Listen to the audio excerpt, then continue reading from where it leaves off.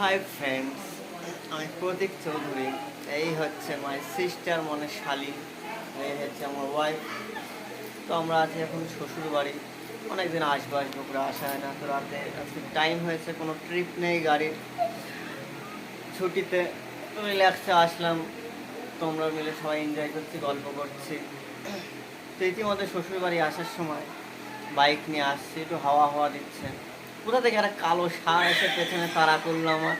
Bike চালাচ্ছি, ষাঁড়ও পেছনে আসছে। দৌড়াতে দৌড়াতে সামনের দিকে একটা সাদা কাপড় পরে বুড়ি, অন্ধকার, কারেন্ট চলে গেছে। আমি তো ধরে ফেললাম শাকচুন্নি দাঁড়িয়ে আছে। বাইকের হেডলাইটটা যেই অন করে দেখছে একটা বুড়ি লাঠি নিয়ে যাচ্ছে। ব্যা, ব্যা, ব্যা, ব্যা। সাইকেল দেখে চালাও, নালে আমি ভূত হয়ে মরবো।